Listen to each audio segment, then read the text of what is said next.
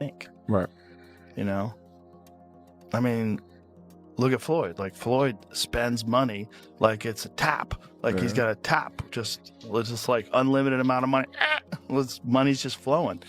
And even as much money as he's made in his career, which he's probably made as much, if not more money than any boxer ever, like, there's all these lawsuits. Like, he hasn't been paying things, and he owes money on this and owes money on that. And it's like, and then he's got to come out of retirement.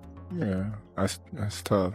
Yeah. That's tough. All the money, you got to show that he got $1 million in his backpack. And, you know, he got the latest watch and the latest car, and look what I just bought. And when you get into latest watches and latest cars, you get into that shit. Like, boy, that money goes quick. Yeah. Bugattis are like $3 million. There's watches that are $3-5 million. That's crazy. So you buy a watch and a car, you're down 10. Mm-hmm. That's nuts. That's nuts. Crazy. I remember Iran Barkley was talking about that. Iran Barkley, when he was in his prime, was hanging out with all these professional athletes, and everybody was getting diamond-crusted chains and this and that, and he was keeping up with these people. Like, you got to keep up with the Joneses. And he just found himself, like, draining all of his money. He was talking about it like that was the biggest. Joe Rogan believes Floyd Mayweather Jr. built one of the most massive fortunes in all of sports history, only to slowly watch a huge portion of it fade away because of non-stop luxury spending. According to Rogan, Mayweather was going all in on exotic supercars, ultra-expensive designer watches, and massive luxury collections, while reportedly falling behind on his tax obligations, all while being convinced the money would never stop coming in. But here's where it takes a shocking turn. You won't believe this. He argues that this exact mindset ultimately carried a staggering price tag, one that may have drained close to $1 billion from Mayweather's overall fortune. Floyd lived. Yes. I think he can't fathom to just live a modest lifestyle. It's like he gotta be lavish. Right. He's got to have those videos where he shows you all the watches, where he opens the case up, you know. He was talking about it like that was the biggest detriment to him being able to save any money. Mm-hmm. They trying to keep up. Yeah. Which I thought was funny when I was listening to this conversation with Chad Ochocinco. He was talking about it. He was like, his jewelry fake. He was wearing fake jewelry. But who would know?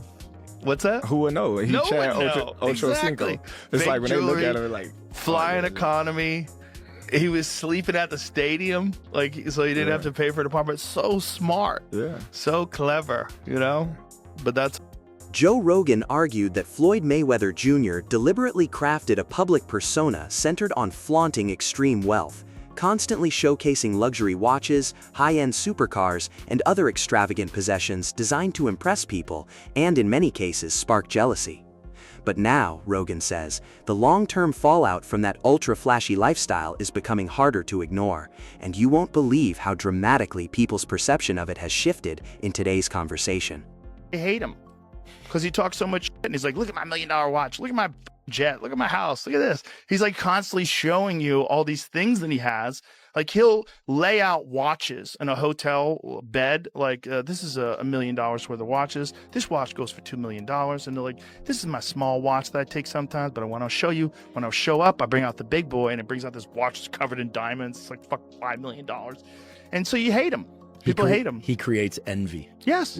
According to Nicholas Servin, Floyd Mayweather Jr. is said to spend money at a shocking rate, reportedly going through close to $1 million every single day. Servin claims that non-stop travel, constant casino trips, huge gambling wagers, and an ultra-luxury lifestyle have all blended into Mayweather's daily routine, and you won't believe how quickly that kind of spending can spiral out of control. It's the gambling, you know, casinos and all that. He lives a very interesting lifestyle, very fast paced. I think the average person will have a hard time keeping up, but it's the amount of it. You got the private jets, you got the cars. But no, he could easily spend a few $500,000, $1 million+ in a day, like easy. Yeah, I agree with you 100%. I mean, $400 million in a fight, and you put into like a high escrow or something like that, yeah, you keep pulling in really good interest. But I don't know. I know the dude can spend a lot of money like it's nothing. Like $1 million, $2 million, $5 million for Floyd in a day or a week is like nothing. Yeah, that's insanity. I mean, it would not surprise me if all of this is hyperbole. You know, I've always looked at Floyd as a very, very smart person, not just in the ring, but outside of the ring. Yeah. And I say this because much of what we see, it's the show. He understood. DJ Vlad revealed that a well-known jeweler privately told him Floyd Mayweather Jr. could be facing unexpected financial strain after years of pouring enormous sums into diamond jewelry, luxury watches, exotic cars, and a long list of other high-end possessions. But here's where it gets even more interesting. This warning hints that years of non-stop lavish spending might finally be closing in on one of boxing's highest earners, and you won't believe how serious this situation is being made to sound. Goofy but you would think that your investments would continue to grow, right? As long as you keep your spending under wraps. Like right now, like I could retire right now. This could be my last interview ever, right? And with my investments, I invested into a lot of great companies like Google and Amazon and Tesla over the years, and those companies have all grown and continue to grow, right? And I could actually borrow money against my stock portfolio without even selling my stocks. Right. So I assumed that Mayweather was in a similar spot because he made so much cash, and if you invested even in common stocks, you should do pretty well. But I mean, listen, Mayweather never flies commercial. He's only flying private. So he doesn't own his own plane? I don't think so. I've never seen a Mayweather plane, like a Drake plane. I've never seen that. Not to say that he doesn't. I don't know Mayweather. Chael Sonnen explains that Floyd Mayweather Jr. is still dealing with the same harsh reality that follows many legendary fighters, because countless boxers eventually see their fortunes shrink once their careers come to an end. The main reason, Sonnen says, is that every athlete eventually exits their prime. You won't believe how fast it happens. Public attention begins to fade, and the spotlight inevitably moves on to the next rising generation. With that? And why are we attempting to tease Floyd? Is Floyd? Yes, he's broke. Of course he's broke. He's a boxer. Did they say he can't read? That's not to tease him. They say that he can't read. His best friend at the time said that he can't read, and he never denied it. What boxer do you know that isn't broke? What a ridiculous question. But it's the fact that they're attempting to tease him. I mean, first off, they're asking the question. Look, I've told you until I'm blue in the face. The numbers that you hear in boxing simply aren't true. Floyd made $1 billion. No, he didn't. Floyd and Conor made $500 million. No, they didn't. Of course they didn't. Nobody's ever confirmed that.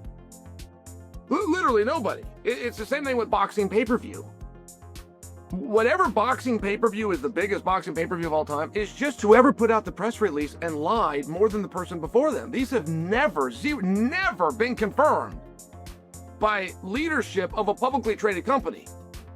Who is the one that supplies the pay-per-view? It is Black 100, the American. According to Black 100, Floyd Mayweather Jr. has allegedly been under financial pressure for almost 2 decades, even after earning staggering amounts of money throughout his career.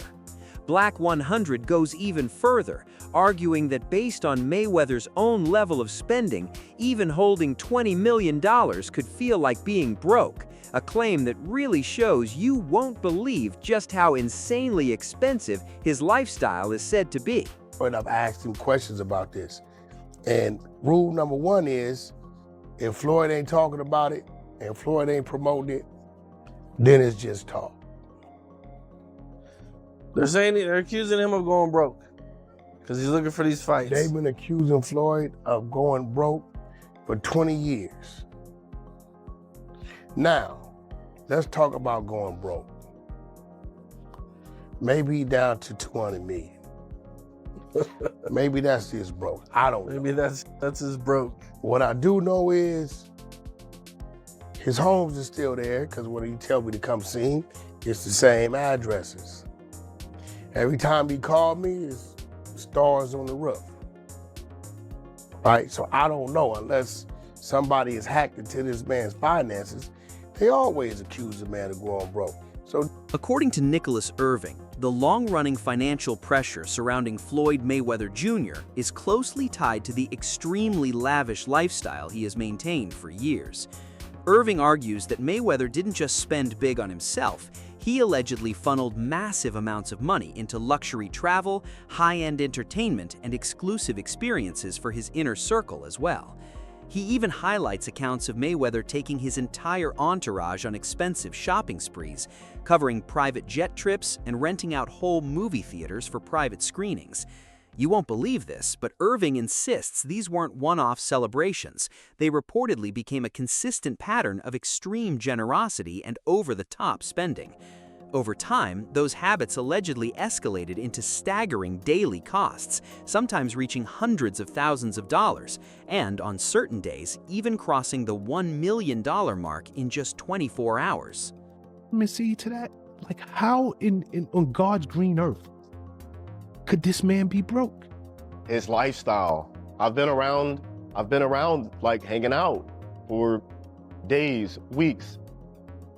It's the lifestyle. Like when you got a 40-man entourage, you got other people and you take everybody out, pay for everything, shopping, the mall, going out to eat, renting out an entire movie theater. Yeah, just to go watch a movie at whatever time he wanted. It was like the theater was closed when we got rolled up to the movie theater. And, you know, you got the girls and all. Yeah, and you rent out a whole movie theater for 40, 50 plus people.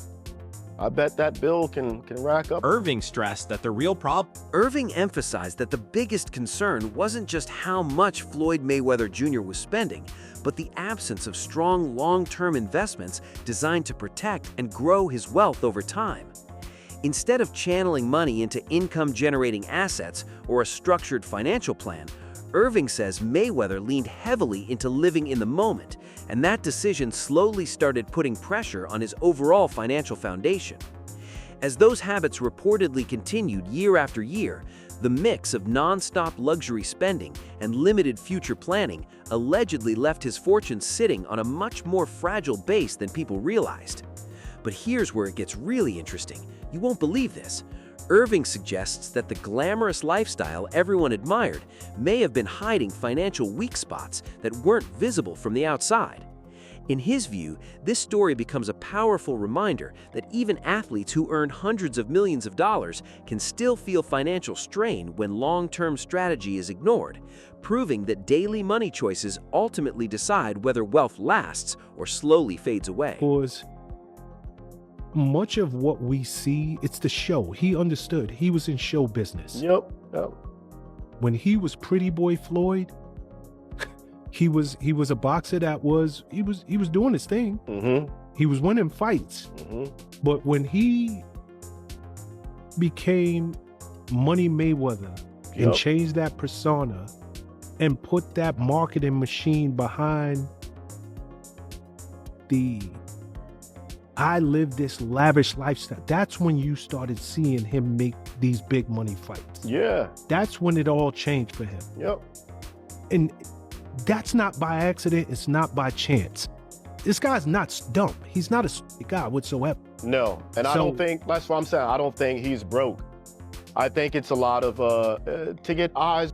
DJ Vlad shared his take on the ongoing debate around Floyd Mayweather Jr.'s finances, arguing that if Mayweather can still step into the ring and walk away with millions from a single appearance, there's absolutely no reason for him to reject that kind of opportunity. He believes it's completely normal for retired athletes to stage comebacks once they realize their name still carries massive market power and continues to pull in paying audiences without much effort.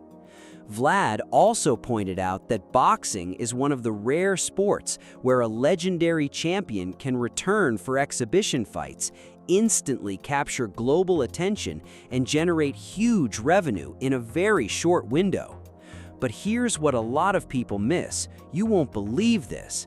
In his view, if that level of earning potential is still available, taking another fight isn't financial desperation at all.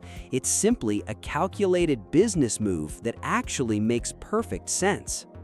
We got $150 million to get in the ring with Mike Tyson on some exhibition shit, and then 6 months later we got $300 million for you to get in the ring with Manny Pacquiao. He look it up, he like, that's $450 million.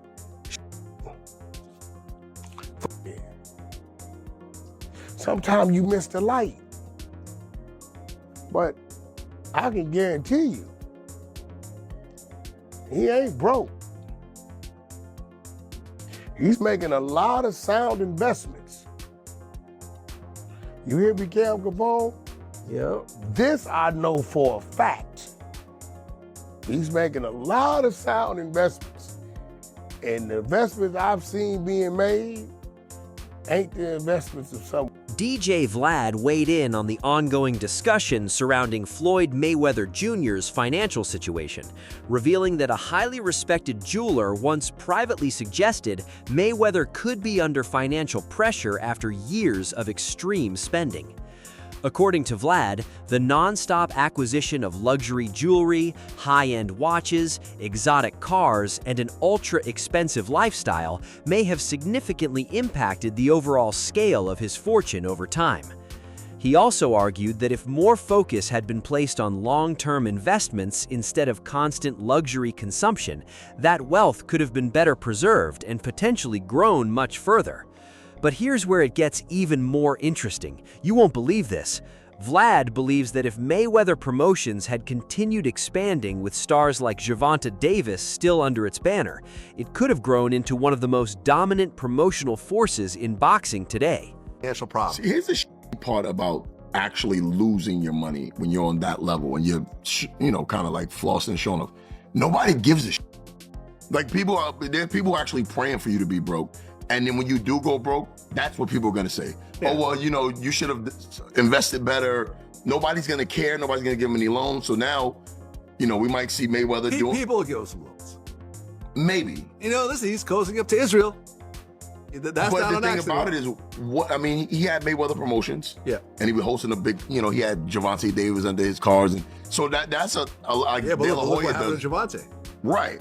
So if you can sustain that, you don't ever have to box again. But now has to take fights because when you floss like Mayweather, you can't go down. Yeah.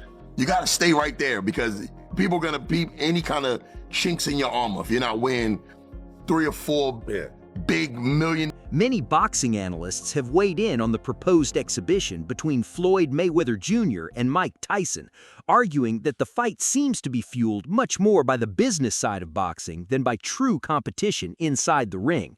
They believe Tyson is far removed from the dominant form that once made him one of the sport's most intimidating champions, making it difficult to expect that same devastating version to show up today. Several analysts also argue that if Mayweather had genuinely wanted a legacy-defining battle with Tyson, the matchup should have happened years ago when both men were still competing at the highest level of their careers. But here's where the conversation gets really interesting. You won't believe this. Many fans believe the real value of this event lies in their iconic names, worldwide recognition, and unmatched drawing power, with the ultimate goal being to attract huge audiences and produce another massive payday. Looks at it now and says he's 50-0. A generation, the first generation of boxing fans who don't box. Tattoos all over. You will shoot somebody down for $1, right? You will play around and beat up a bum who's drunk out of his mind so you can put it on YouTube, right? But you won't put on the gloves. You won't go to a local gym and put on the gloves. And you have killed boxing. You have killed something that saved me from a life of being a victim. Okay? You have done it. And you have destroyed boxing in such a way, Floyd Mayweather fans and Floyd Mayweather.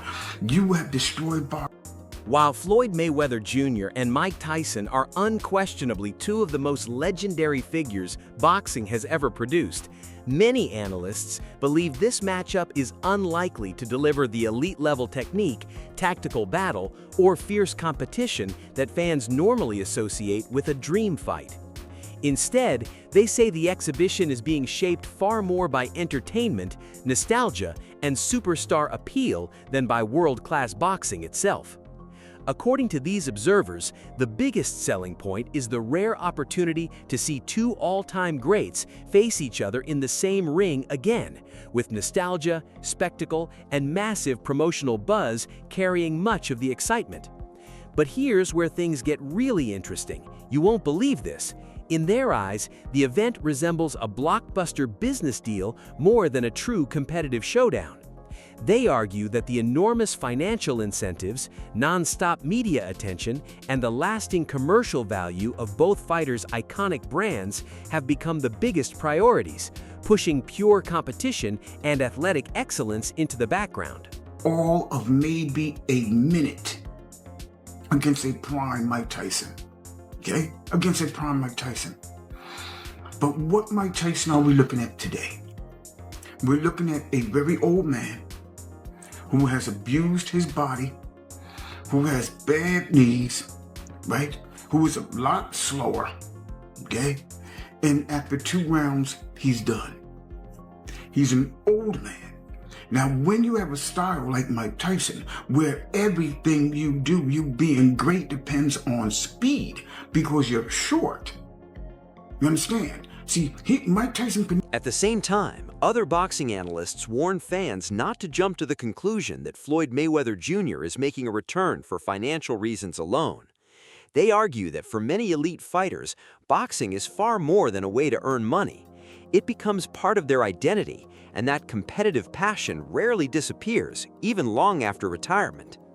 From their perspective, walking back into the ring means feeling the adrenaline, embracing the pressure of fight night, and experiencing the unmatched excitement of performing on the biggest stage, something money can never truly replace.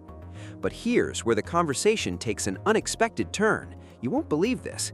These analysts believe Mayweather's decision could be driven just as much by his lasting love for boxing and the thrill of competition as by any financial opportunity. The few names in boxing that still somehow matters, because there are very few of them, comes out of retirement at 49 years old. We're assuming, right?